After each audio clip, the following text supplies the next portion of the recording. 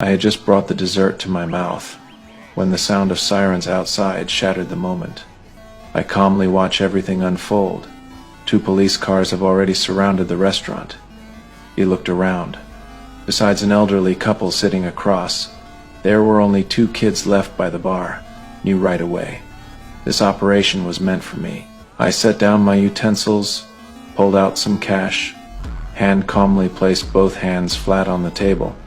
As expected, 2 officers burst in. They slowly approached me.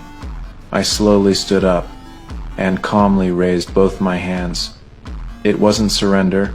I can easily take care of them. I just didn't want things to get messy. I need to find out exactly what happened. They took me back to the police station. I looked around as if nothing was wrong.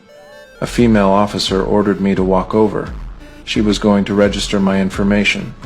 I didn't say a word, but I cooperated fully. I saw photos hanging on the wall. He realized there were only 5 people in the police station. The sheriff didn't seem to like my silence, threatened to rough me up a bit. Thankfully, the detective showed up, a calm, composed black man. He took me into a private room and laid out the facts. Last night, Simone had been murdered, shot execution, style in the back of the head with 2 9mm, 905 grain bullets. The shooter took the shell casings, but the body had been brutally beaten afterward. Then, the killer grabbed a crumpled piece of cardboard, tossed it over the corpse, not even noticing the feet were still sticking out. This morning, someone saw me walking near the crime scene. I stayed quiet for a long time and finally spoke. I didn't kill anyone, at least not recently. Then I broke the case down. This wasn't the work of one person, there were 3. The first, a skilled shooter, careful, precise, used a silencer, took the shells. The second, unhinged, beating a dead body like that. Only someone mentally unstable would do it.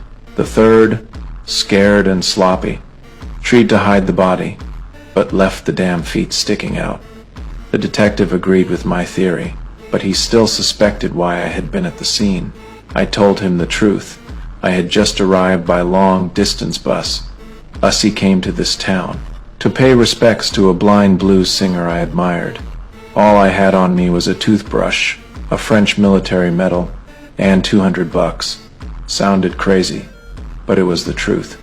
However, I had no alibi. They could only hold me in temporary detention. Then they found a new lead. In the dead man's shoe, they found a piece of paper, a phone number. The lead led them to a man named Paul. He is a banker. At first, Paul stayed calm through it all. He pretended he didn't know anything, and he denied everything, until he looked out the window and saw a black car parked outside. Paul instantly became nervous. His face went pale. The police noticed it too.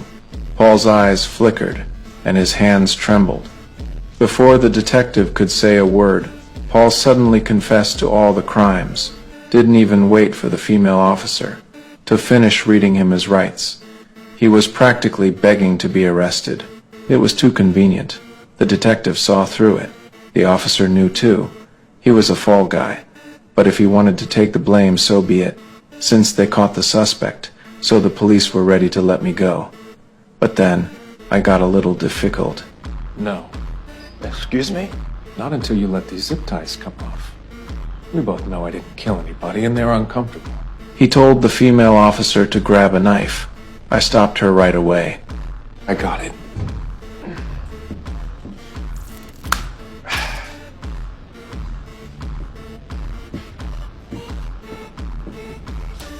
You guys recycle?